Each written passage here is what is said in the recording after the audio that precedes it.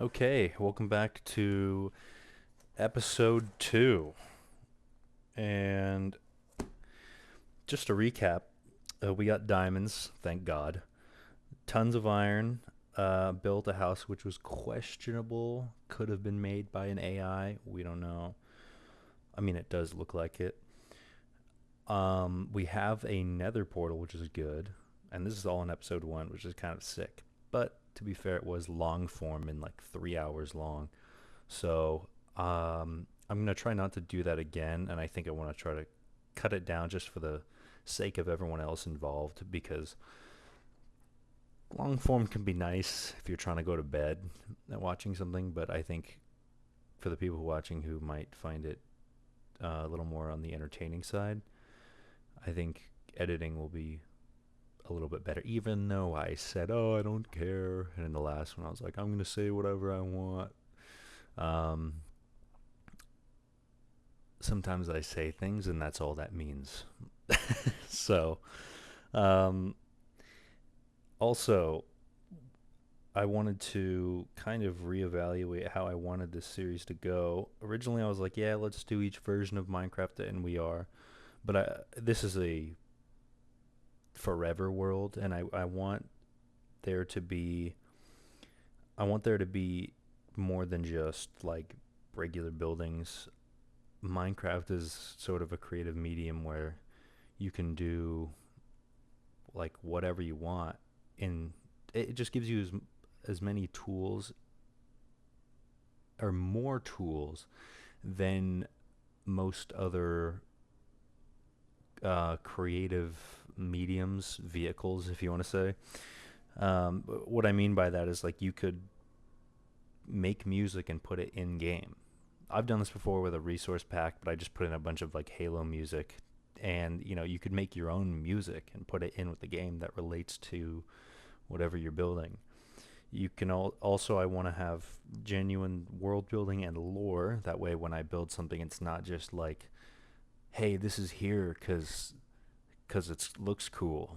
It's there because it has a reason. So every time you want to build something, you have to say why. Why is this here?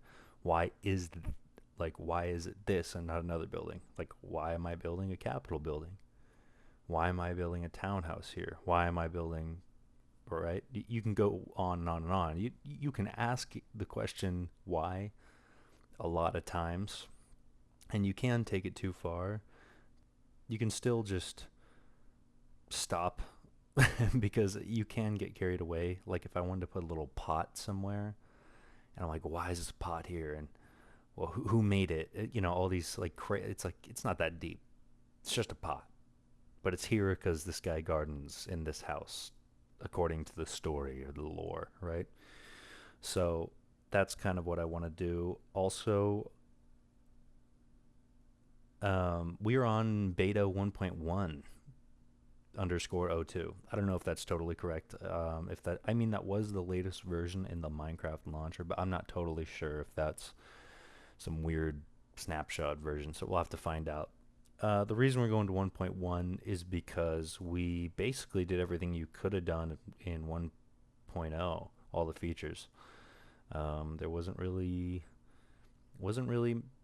much to um, do. Remember, there was no bed, so that was a nightmare. Um, and yeah, so I also want to come up with a story eventually for this world. I always think of medieval fantasy. That's sort of my way. I always do that. Some mountain, fortress, town, city, metropolis, whatever you want to call it. But anyway, we will come up with these things later on. And right now, we're just kind of playing through these versions to have fun. So anyway, here we go.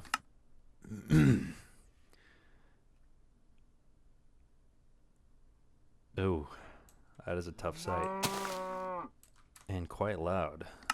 Let's turn that down. And so last time I didn't have the sound recording, so hopefully this is better. And last time I also had like a black bar on the screen from OBS.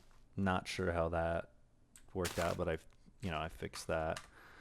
Um, Geez, that is still quite loud. Sensitivity's quite high as well. I don't want to mess around here too long, but okay. And again, this is a work in progress. Like if this is just, you know, too loud for someone, I mean, I'll figure it out when I watch it back. But you know, if it's too loud, just let me know. Or too much of an inconvenience. Maybe it's too quiet, too loud. I think last time it was a little too quiet. Wow, our armor's quite low. So, all right, I'm getting distracted.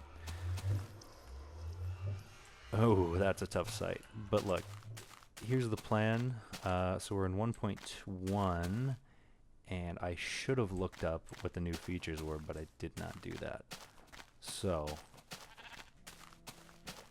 I guess we're gonna have to find out, or I can pause and look it up for a minute, which is probably what I'm gonna do. Okay, after some very amateur research on the wiki, I've come to a disappointing conclusion that basically the only thing added in 1.1 was a couple bug fixes and some capes, which we can't get. So I think I'm still going to play through this on 1.1, and then next episode will be on 1.2, because in that there's squids, tons of wool blocks, and a bunch of other things that are brand new. I think lapis is introduced, so yeah, that'll be good. I wish there was more in this update, but it's a whatever. Still no beds. That is sad. I'm still gonna try just to see if this is gonna work. Okay. Well, anyway, I don't want to get distracted for too long. So, I think what the plan is... Now, there's not really much to do in the nether, I don't think. I think I checked last time and it was just some glowstone and pigmen, which wasn't very exciting.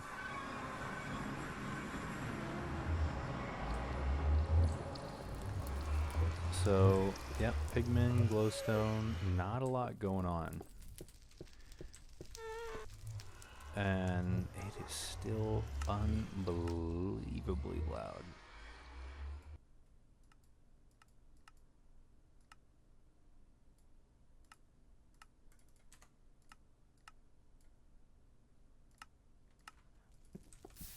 There we go. It only took like 10 tries. It's fine. Okay, so... I'm kind of thinking the preparation for the future updates I'll be playing and whether I have some sort of advantage in this one. And I believe I can't hit these back, right? Oh, this is hell. It's also really dark. Or maybe I'm just bad. Let's find out. Oh, it's just a snowball. Alright, was it always like that? Oh, I can hit it. Okay, so I am bad. It's good. That's good to know. Oh my gosh, this guy needs to... I guess it's not as easy in the newer versions.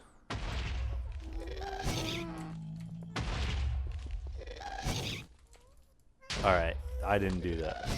This is horrible gameplay, I gotta be honest. This is not phase optic homage. Can this guy... Okay, it is tougher than it looks. I know I'm making a fool of myself here, but...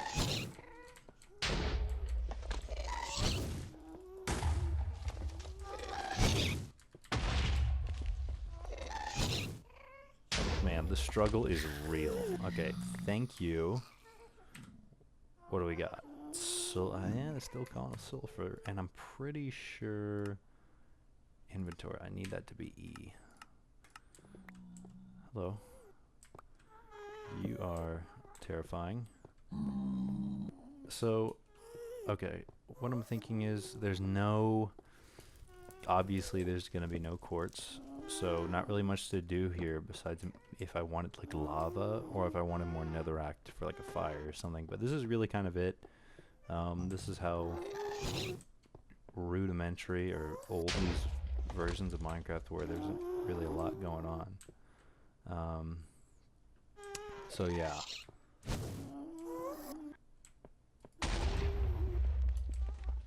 Glowstone is probably the one thing I'm gonna want from the nether right now, just because that's like the best thing I can come up with. And as much as I want to generate more terrain like this, I also don't, because when quartz spawns in at later versions, it's gonna be harder. I'm gonna have to go farther and farther, and traveling through the nether like without an elytra, I know that's like the most like privileged sentence ever, but going through this without an elytra is like a nightmare, because it's just like, ugh. I mean, you got to build over things, and then you get lost. And sure, you can have coordinates. You know, it's not that hard, right? But it's just a very inconvenient when all you're trying to find is quartz. You know, I might have to travel a few hundred blocks, depending on how much I walk around here, before I get quartz. But like I said in the other episode, I wanted to keep sort of a time capsule of each update. If you can kind of think about it like a ripple effect when like something falls in water. I wanted to kind of have like an expanding terrain generation type. What I mean by that is, like, say we have like just this area loaded in, there's no quartz, then, you know, as we update there'll be more features and you'll see maybe more biomes. I guess a better example would be in the overworld, like where we spawned in. It was just pretty much all like plains or like, you know, oak forest. And then, you know, maybe another update comes along and there's spruce, and then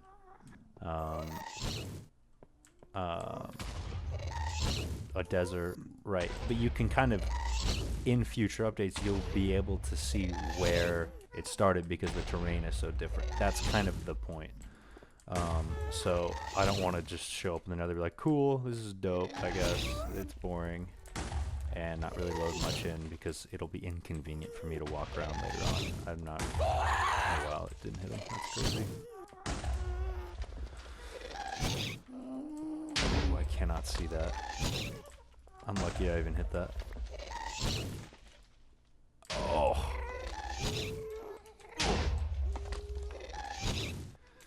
Iron armor's gonna break pretty soon.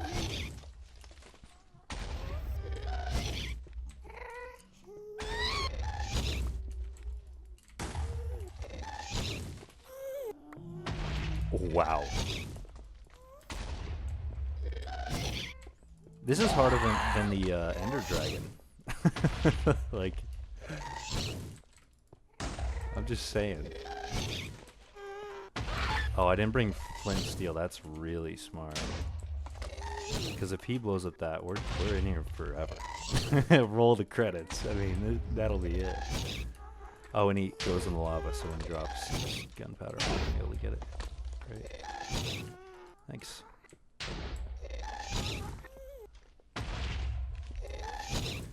Again, I am a professional, and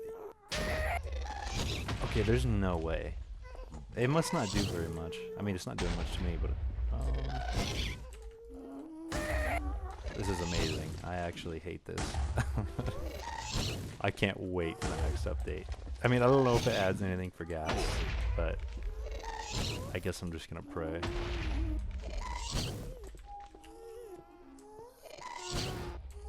Also, it's hilarious having the regular music in the nether.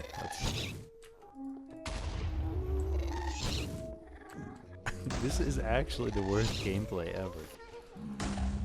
I can't believe I'm actually recording this. Oh my gosh. Hey, this is the next, like, hour. Right here. Just never... Oh my gosh. Okay.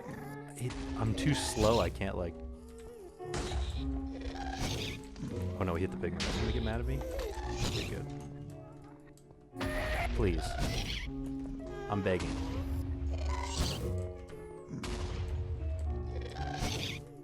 Okay, there we go. um, so yeah, that was the worst thing you've ever seen, and you're welcome. Okay, so what am I gonna do now? Okay, well, the nether was cool.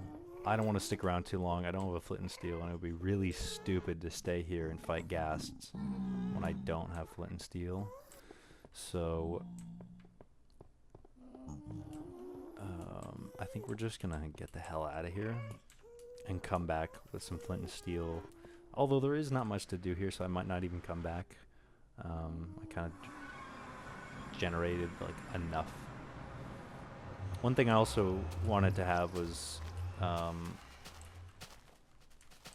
like the entire world to be revolving around the spawn point. And I mean, like, if you spawn in 0, 0, you're gonna be able to get anywhere and know where to go. So like, actually I might want that. You know, you could spawn in and I don't know, maybe you have some direction system, or what I've done before is I'd put a nether portal where you spawn in and that takes you on an ice highway because I had to build like 8,000 blocks away. That is one thing. But I kind of wanted to keep transportation a little bit more, not limited, but I wanted to make things accessible for someone without an elytra, because I think it's kind of exhausting, or it's kind of, that wouldn't be the right word. I think it kind of takes away from the experience of the build you made when you can just fly anywhere. I think when you have to take a mine cart somewhere, it's a lot more interesting. So I think having a bridge that literally goes like forever, and it can turn certain places. I will still have another highway. I just think for immersion purposes, it would be nice to have a really long railway. And I think you can make minecarts faster than they really are on rails with ice. I could be wrong, but either way, I'm going to do it because I think it would just be cool to have a railway system. I kind of miss doing that. It is kind of fun to get in a minecart and like just like look at your whole world you've built, especially since this is like a forever world. You know, every time you get to, I guess, drive past, you get to see what you've built and how it's progressed. I think that's really cool. But anyway, yeah, horses, minecarts. You know, I would like to do that more than elytra. I'm still gonna get an elytra just because some things are just gonna take way too long, and there's gonna be too many things to build. And needing an elytra is unfortunately an elytra is unfortunately a necessity sometimes. If you're ever building something really high and you have to fly up and down, it's like building up. Like, if you ever built like a giant wall that goes on forever, I mean, I have one in another world that's like 80 blocks high and it's like hundreds of blocks long. Like, one of those things takes like a stack and a half of blocks just for one single pillar all the way up. And you got to do that hundreds of times. It is it gets tiring really quickly, and without, if you mess up and you fall off or something, well, one, you're dead, but also if you have to get back up, you're gonna have to build all the way back up, and that's just like, ugh, like, it's I really don't want to do that. So getting an elytra is a priority. But yeah, obviously we don't have to worry about that right now. So we're gonna stick with what we've got, and I'm pretty sure rails are in this version, if I'm not wrong. Let's get our iron, and we only have one diamond. We did get a pickaxe, which is huge. Save the obsidian for a enchanting table, if I can remember correctly. So let me think. What would I want to do right now? I think there's no end, there's no diamond. Or, what do you mean there's no diamonds? There's no lapis, there's no enchanting. I think I might want to go back to where I spawned in and relocate there, even though I purposely went away. The reason I built a house here is because I wanted to be near mines, and since there was no bed, I couldn't really just like sleep real quick. Like I needed to build something, and for something that just is functional, this is kind of a little bit extra. I will say it's not. It's excessive in the materials, but not in the style. This is not. This is not a flattering house. I'm kind of a perfectionist sometimes, so like, to me, this is the worst thing ever. But it doesn't really matter. And I'll just keep it here.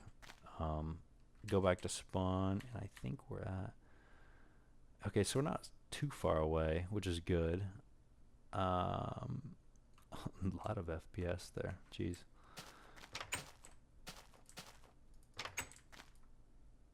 Okay, and again, rails. Do we have rails? I think this is correct. Yes, we do. Cool. So I guess this is a good time to discuss like the whole lore thing, world building, and how I want to do it. So I think the first bit of that process is like a story. World building without a story is just a world, and it might look cool, but it's a lot more interesting when you have meaning behind something. So this house could be part of some kind of lore, I guess, some story, right? It's who knows? Maybe there's maybe this style of architecture was a similar architecture to a certain city that builds the same way. And maybe the area this house is built in isn't an area where it's completely unlikely. So rather than just seeing this garbage house, you might say, "Oh, what's this doing here? This is from that one civilization that builds like this. Why is this here?" And all of a sudden, this garbage house is not so garbage, and it has a little bit more interest to it. That wasn't the best example, but I think it was good enough where you can kind of understand what I'm saying. So the reason I want to have a story is because it makes the world more immersive. You can make the world immersive with world building, but when there's a story behind it, you kind of understand why things are there, and you can ask questions and get answers, which helps you to be a little bit more immersed. Because if you ever like read a book or watched a movie, and they were just like, one day someone showed up, the no real explanation, that you kind of, it kind of makes you angry. Like I remember in the Rise of Skywalker, I'm sure that angered a lot of people, including myself, because it was, I mean, I can't remember what scene it was, but someone just says, somehow Palpatine came back. And I'm like, what? What do you mean somehow? I watched him get, suplexed down like a reactor core. You know what I mean? Like, somehow? You didn't even come up with like a horrible explanation. You just said somehow. And that's very, it just ruins the story. And so for example, like, oh, somehow this house showed up here. Well, that's not very good, right? Like let's say I had an entire world built, cities, they're all connected with languages and whatnot, and then you stumble across this, and this isn't supposed to be here because I would have forgot to take it down if I needed to. And let's say you stumble upon this and you're like, well, why is this here? And I'm just like, well, somehow it showed up. You'd be like, what? That's not how this works. Right? So that example is sort of like world building without a story. It's just like somehow this is here. It looks cool, but it's not that immersive, and that isn't really a world you're building. You're just building a place. I'm trying to build a world. So places combined with stories. And honestly, I like music a lot, and I figured, hey, why not give it a shot and try to create songs for the towns, for the story you're making? And I think that would be really cool. Just kind of use all the creative tools I have in Minecraft to my advantage. Maybe coding a boss in game would be pretty cool. Or coding as part of the story. I mean, I've never done that before, but I think if I put my mind to it, I could definitely do it. So this is sort of a this is a huge creative endeavor. Obviously, it doesn't look like it, but we also don't have too many tools right now. Um, but yeah, so right now I want to get, and I forgot how to craft these rails. No one. Oh boy. How on earth does this work again? Or are these not in this version? I don't even know if that's how you craft powered rails. And the reason I'm doing that is because I just want to know, just in case. But hold on, I'm going to figure this out. Okay, so I have a solution, and I think it might not be in this version. Yeah, okay. So I was almost there. Just an extra redstone. So yeah, not in this version. And minecarts are... okay. Cool. So I think what I want to do is build a kingdom of some sort. This is a very original idea. I'm not sure. I always go with a mountain. I think I've been trying it over and over and over again, and it gets better and better every time. So we will see. But yeah, I think a mountain city would be really cool. Specifically one that goes into a mountain. If you think of Erebor, that's quite large, and I wouldn't need to build anything that big. But it's the same kind of idea, but also modified.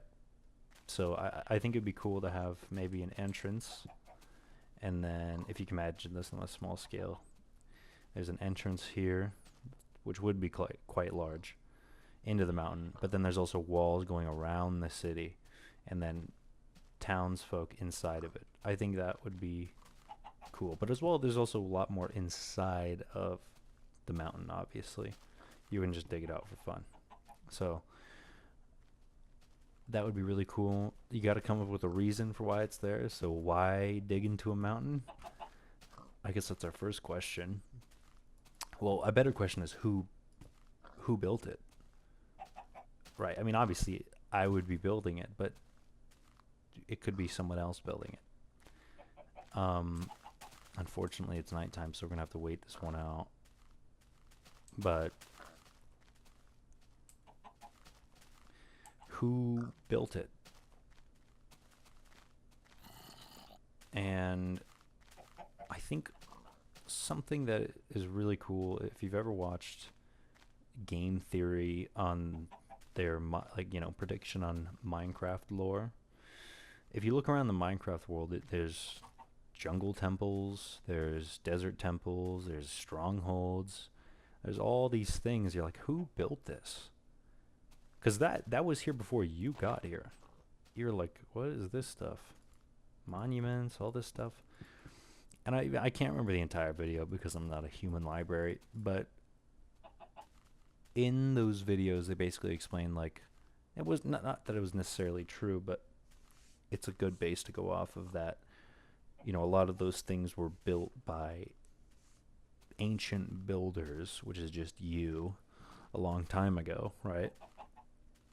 Built these structures, and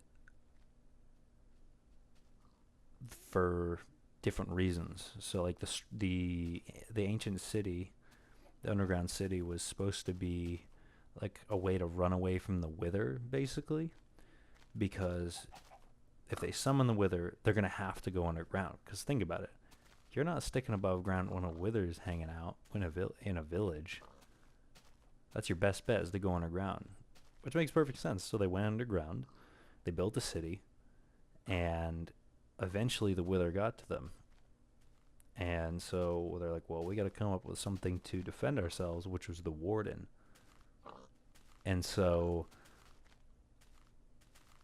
you know, the warden probably ended up killing all the people there, and not all of them, but well, they're not there, so maybe, right?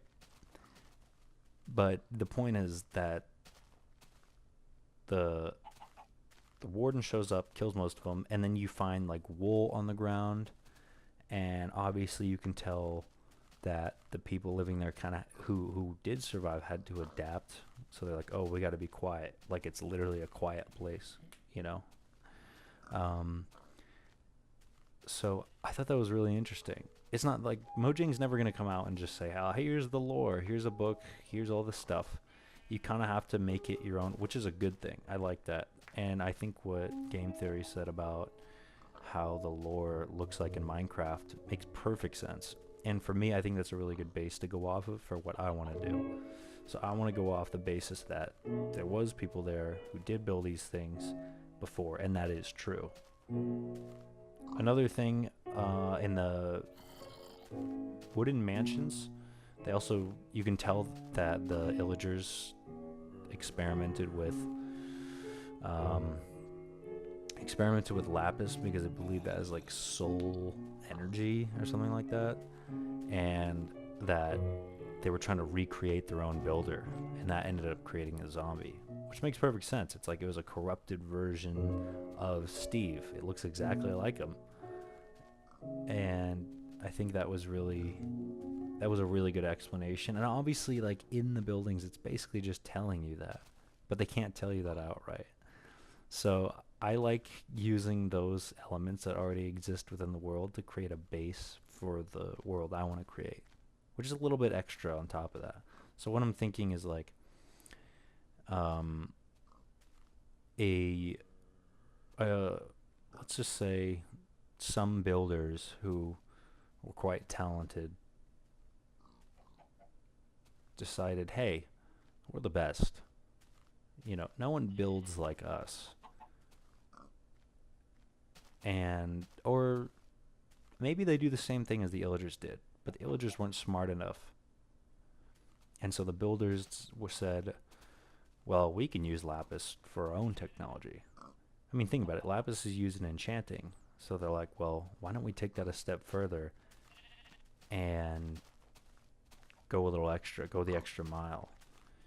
So what I was kind of thinking is, since it's using soul energy, maybe that they create extremely powerful weapons through a new advanced form of enchanting that takes a mass amount of concentrated souls, almost like harvesting. It's like, I know, it's dark, okay? But a large amount of soul energy to craft a really powerful weapon or piece of armor. And let's say that it's the same scenario that we've seen before, that it ends up going wrong and right, because the weapons are powerful, they do work, but something happens with them as well. And I was thinking that since the souls who are trapped, it's sort of, if you ever played Skyrim and understand what a soul gem is, this will make a lot of sense to you. Basically what a soul gem is you kill someone and their soul goes into the gem, and then you use their soul as power for the enchantment on your item. Their soul goes to a realm called the Soul Cairn, where they just dwell. And in my mind, I think it'd be really interesting if they're doing a mass like harvesting of souls to put into a weapon, that the souls trapped within the item, because they are still trapped, the souls trapped within the item curse the user for entrapping them in there. So in a way, like you're cursed, and I guess what the curse could be is whoever the user is, um, the user is sort of bound to it forever. Like they can't, like they'll die, but they can't rest. I know that's not the most original idea, but I feel like that overall would be really cool. So why underground though? Like why in a mountain? Well, I think if that civilization of builders was so good, I think, you can kind of tell they already have a bit of an ego. They know they're the best. Like, we're quite good. Maybe they don't want to share that power. Maybe they're selfish with it. And they go underground because they know, hey, I know that a base villager above ground is not going to be able to survive underground because they are not as advanced as we are. So it would be really cool if they went underground because they were like, yeah, we want to get away from everyone else. We don't want to get involved in their business because they're below us. So that would make a lot of sense. And that would make a lot of sense for the city, if you think about it. Why is there even a large structure here in the first place? Why is this large kingdom here? There's no buildings like this. It's like, well, you also happen to stumble upon the people who created advanced technology that was unlike anything else. So of course you're going to find a building unlike anything else here as well. I shouldn't call it a building, a city, but same thing. So I think the ancient city is almost already in game, is almost an example of that already. But I think you could you could take it to the next level, where you have like a soul harvesting chamber, like a soul forge, where souls gather. Like it's pretty dystopian, but you gotta remember these people are evil and corrupt with power, all harvesting into one location, and that goes into a weapon. And there's only a few of them because it takes so much power to create one of those weapons. So it would be very interesting to see what kind of build would come out of that. I think that would be really interesting, and that would create a really good story, sort of a mystery. I think it'd be cool if you had to uncover that, or maybe have like a boss fight in there, and like the undead who were cursed by the swords, you have to fight them with their sword, which is better than netherite, max enchanted. I think that would be really interesting. And obviously you can maybe tell that I've thought through this a lot more before even like this video, which is true. I know some people are going to kill me for doing this, but it's just iron. It's not the end of the world. I am wasting some iron, but it'll all break at once, and then all of a sudden I won't, so I don't want to take too much of a risk. Anyway, I have kind of thought this through already, and which is why I have so many ideas right out of the gate, and it can always change down the line. Like, you never know how it'll look. For me, I want to, I think the story, it would be very interesting. So if you think about it, like the timeline we're thinking of, there's ancient builders, which are thousands of years, but the Ender Dragon is not defeated. The way I want to go with sort of the timeline is that another player, you could call them a builder of like this generation, but before you come into the game, before your player is here, beats the Ender Dragon. And I wouldn't really call it a player because that kind of takes away from the world. I would say another builder. So another builder enters the world before you do and defeats the Ender Dragon and saves the end, has a bit of an ego about it, has some maxed out gear. This might sound familiar. Maybe it's you. I don't know. I'm not suggesting that the player was you and you're, reincarnated or something. I'm saying that there was literally another person. They beat the Ender Dragon, saved the world, and they were like, hey, I've explored most of the world. I beat the Ender Dragon. I've done all these things. I got great gear. There's nothing to do left except for building and exploring still, just to hopefully find something. So they're wandering around. They're like, man, I've seen all these mansions. I've seen all these temples. This is boring. I still don't know what they're about, but I have seen it all. But one day, they show up to a mountain fort entrance, which I explained earlier would be the city going into the underground city. And I think the player or the builder, would see that entrance and go, wow, what is this? I've never seen something like this before. It's very large and it's detailed carvings. It's definitely out of the norm. So obviously goes to investigate, but most of it is rubble on the way in. The entrance is mostly rubble. So he digs it out and, clears it out and finds out it's a great hall. At least that's what they think, right? Underground, there's a much, much larger city, and this happens to be the entrance.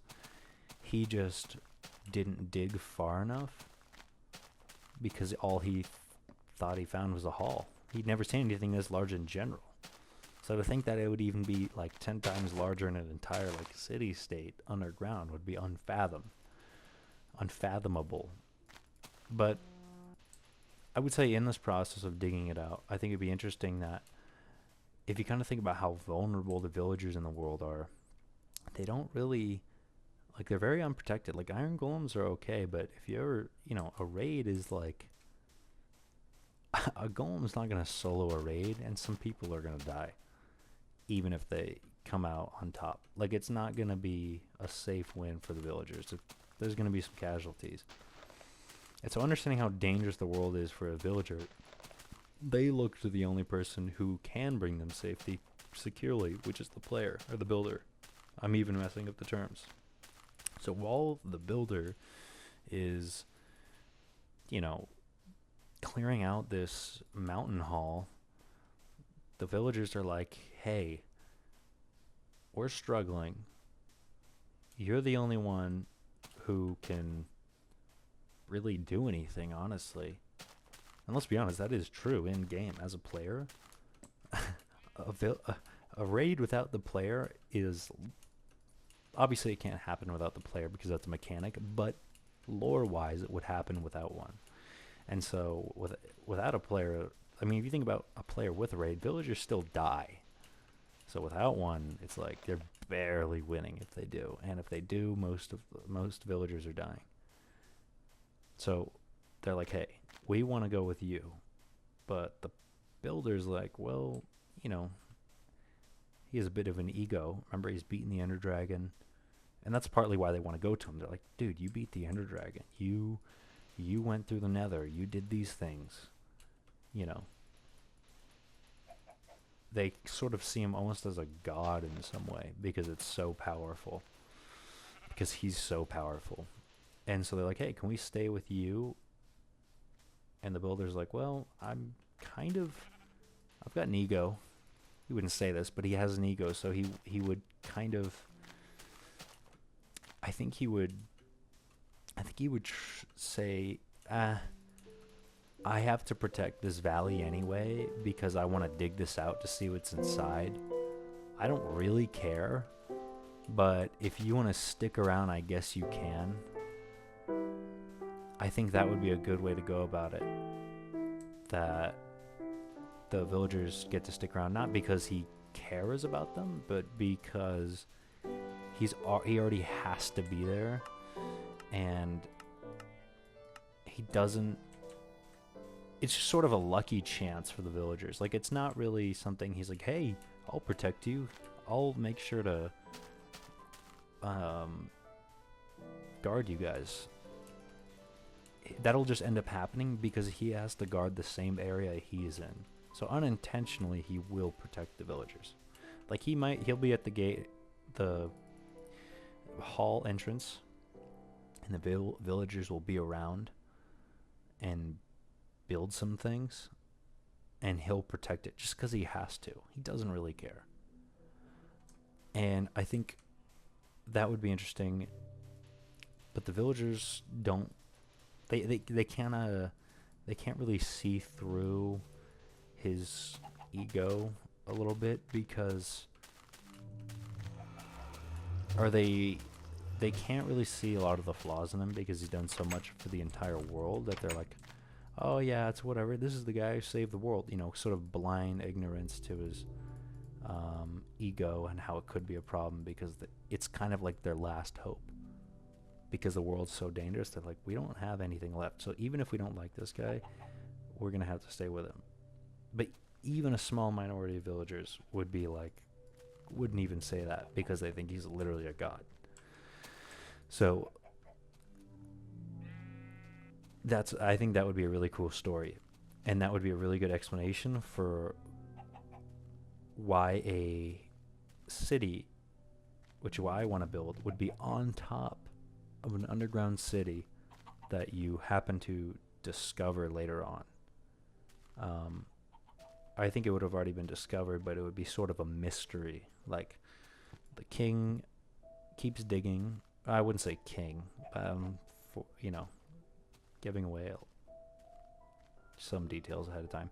Anyway, point is that, like, you're literally a god. He teaches the villagers how to build, or he builds the city himself on top on the outside because he's like, hey, this is a great location. I've never seen anything like this. I want to settle down here.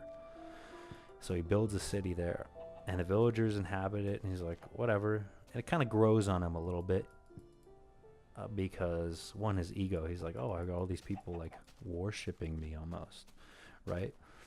So, of course, he might have thought they were kind of a nuisance, but at the same time, it really feeds into his, I guess you could say, god complex, because they literally think he's a god. I mean, it works out perfectly. So he builds a city. It's a great city. It's huge on top, and the villagers live within it, and maybe they have a couple miners go and dig out the rest of the hall that hadn't been dug out. And now the reason it's not totally dug out is because it takes time, even for that builder. And maybe he was just elected as a king. Whether he wanted it or not, he is. Because the mass population are like, you save the world, you are going to lead us.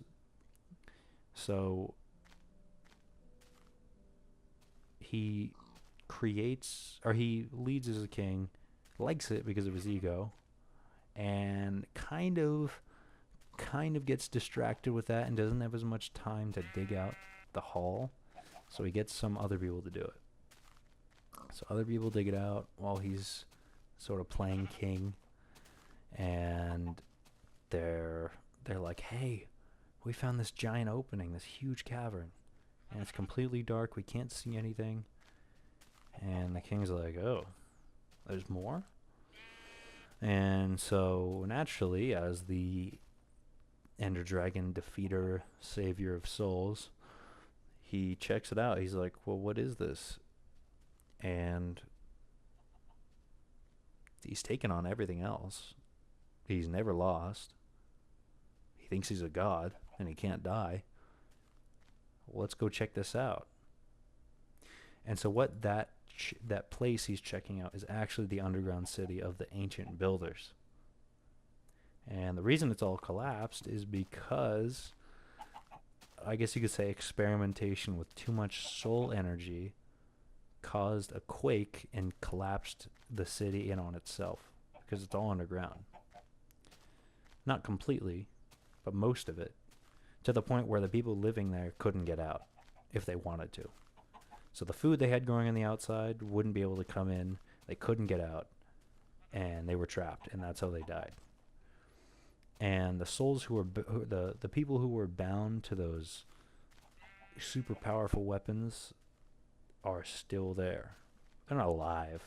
They're like undead, soul-bound creatures almost.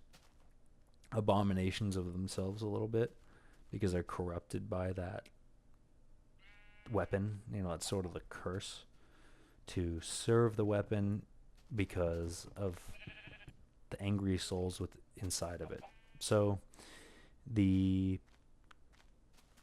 that's basically how that city came to be and why it's rubble, why that front entrance was caved in a little bit, and why they didn't just easily stumble upon something like this.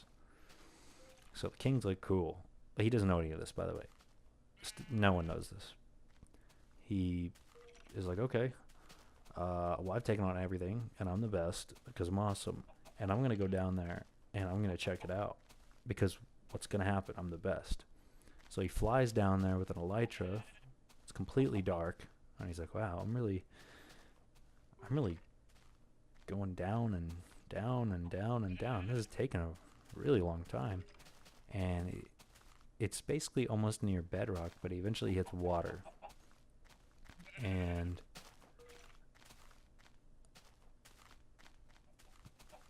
he lands in the water and starts swimming. He still can't really see anything, so he just starts swimming in a direction. And he gets to an island, what he thinks is an island, based on what he can feel. He's like, oh, here's some rocks. I can get my feet on some rocks. And that little island is not an island. It's a pile of bodies that were used for harvesting souls. And right out of the gate, he's like, the second he can get out of the water and light a torch, he's like, whoa. He's seeing a pile of armor and bones, and those rocks weren't rocks, those were skulls. And he's like, whoa, what is this? And I would say for the first time, for him, he was kind of scared. Other than fighting, the Ender Dragon and the Wither, seeing that was something terrifying because, one, those bodies weren't villagers, those were people. So I asked him the question like, whoa, are these the people that I've seen building all these other things? And are there more of them? Two, why are there a bunch of bodies in a pile down here? Well, why is anything even down here? Who, right? Like, what is this? So basically, the rest of the point of the story for me was to sort of kind of come up with the rest from there, which is basically just like maybe he stumbles into the city and comes along one of the abominations. And usually these abominations are like high-profile people of those ancient builders, because you wouldn't really hand that powerful weapon to no one. Maybe their best warriors or a king, right? And he fights one of them, and he loses, and he dies down there. That's sort of the way. I don't know how that'll happen, but I just want to go with he dies down there. Then, and by the way, like, chip in, because like collaboration, no one could come up with all the ideas themselves. So more collaboration is better. So if you have an idea and you don't think it's that good, trust me, more perspectives will do so much to make a great story. So don't feel afraid to say what you think would be cool, because that's what this is about. Basically, he just dies, right? And we can figure that part out later. But basically, the people above are like, hey, it's been like kind of a long time he's been down there. Like, it's almost been like a couple of days. Is he going to come back up? Like, what's going on? Like, right? There'd be a little, off put by that, but they also aren't completely concerned at the same time because they know they're like, well, this guy's like a god, like he can't die. So I don't know what he's doing down there, but because they don't think he can die. Like he beat the Ender Dragon. Like what? How? This can't happen. So they don't believe he's dead because one, he's a god, and they've basically almost formed a religion around him because they think he's a god. And so they're like, well, he can't die. And so instead, they're like, well, um, I guess we'll wait. And they keep waiting, and they keep waiting, and they keep waiting. And I think that's when the city, which by the way is thriving quite well because they've been able to gather resources for so long, they can finally thrive. So it's actually a very big city. The people there, it's now changed because they're like, where's the king? Where's the king? Where's the king? And so you have people who believe he's a god, or you now have groups where there's people who believe he's dead. You have people who believe he's alive and he'll come back, and you just have to wait, or maybe there's a prophecy that he'll come back one day. Um, so I think that would be really interesting because that sort of creates a divide within the city. And if you think about it, actually helps a lot when building the city as well, because if you think about it, if you have an established, I would say a better way to go about this is like, since there's no king in place, you need a steward. You need someone to rule it. You need someone. And so when you have a steward in place, they usually want to get corrupt with power because they're just like, you know, that's how it goes. Usually over time, that'll happen. Someone will get, corrupt with power, and they're going to say, hey, I'm the steward, and they want to make sure they still have power. So it's in their best interest that the king doesn't come back.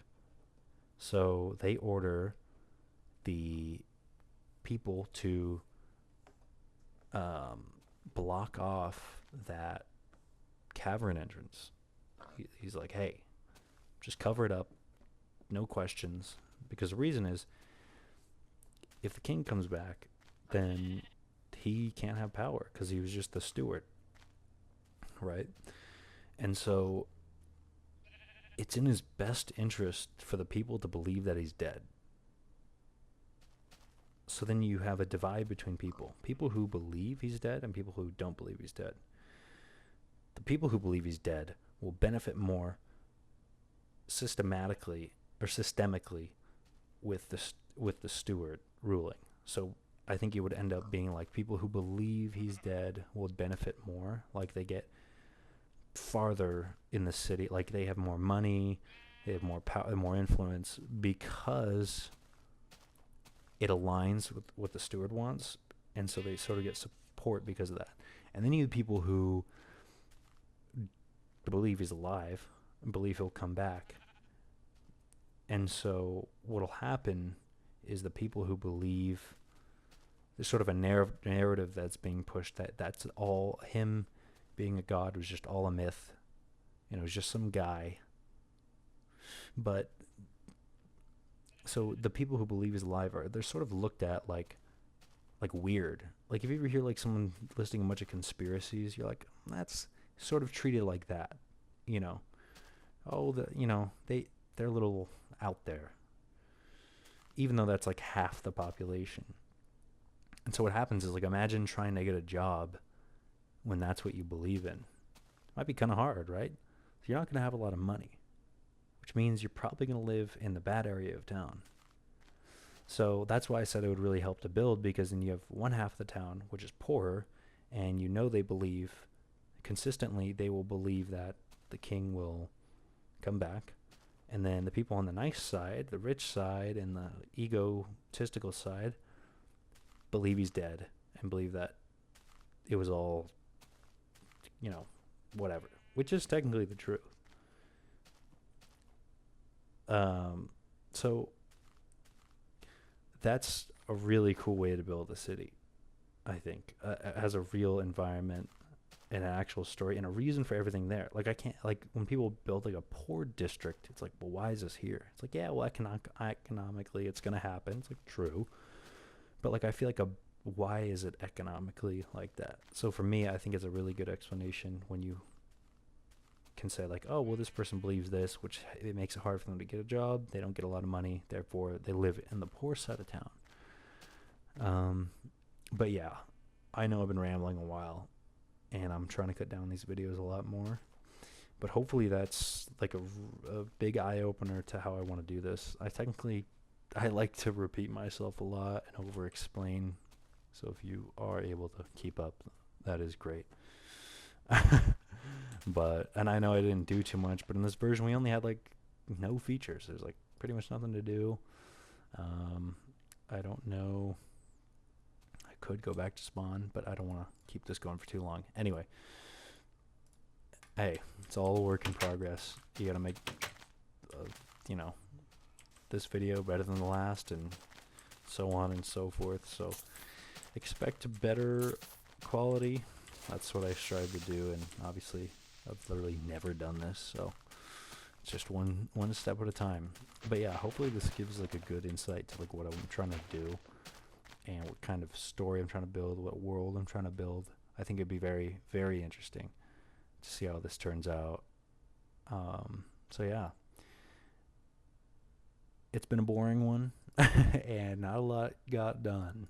Actually, nothing did. But at the same time, I think explaining that really helps.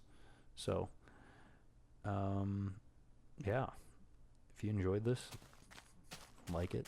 If you didn't, dislike it, and please tell me why. I would actually I would rather have a dislike and someone tell me why they didn't like it than even getting a like. That actually does more. That doesn't mean go intentionally dislike it. Right? Like, if you actually liked it, tell me why, and if not, vice versa. Anyway, yeah, ciao.